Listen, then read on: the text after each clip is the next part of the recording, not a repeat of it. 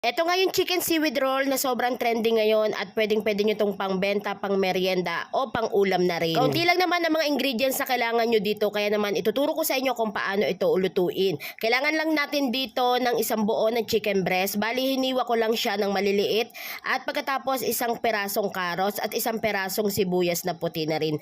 Tapos maglalagay rin tayo dito ng onion leaves. Kung wala nga kayong meat grinder, pwede nyo naman yan ipagiling na lang sa palengke. Bali, pagsasama-samahin lang natin dito yung chicken, yung carrots at saka yung sibuyas. Pagkatapos ay ang gigilingin lang natin ito hanggang sa maging ganito na ang itsura niya. Sunod, ilalagay na natin dito yung dahon ng sibuyas. Bali, titimplahan na rin natin siya nitong paminta at itong chicken cubes. So, dinurog ko na lang siya. Tapos, naglagay na rin ako ng kaunting asin at 2 kutsara ng cornstarch. Tapos, ayan, pagpapatuloy lang natin yung pagigiling dito ng ilang saglit pa. Kapag na-mix na lahat ay okay na yan. So, iset aside lang muna natin ito. Ngayon naman, i-ready na natin yung gagawin natin ditong seaweed sheet. So, nabili ko nga lang pala yan sa may Korean store. Halagang 100 pesos lang at tapos 10 sheet na siya. So, ayan, gagawin lang natin para lang tayong gumagawa dito ng lumpiang Shanghai. Bali, naglagay lang ako ng tamang amount.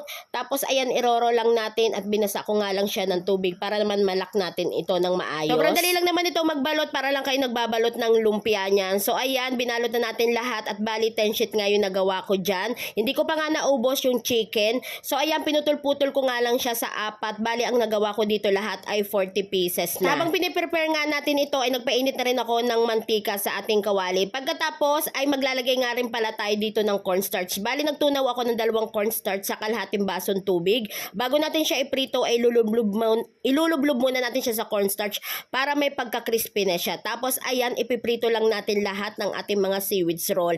Tapos, kapag naprito na lahat, ay okay na yan. So, papalamigin lang natin konti at pwede natin itong matikman. Na lahat yung ating mga chicken seaweed roll. Ayan na.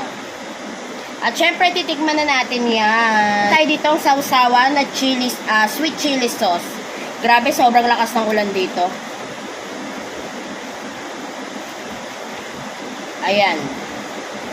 Excited na ako matikman. Sausaw natin.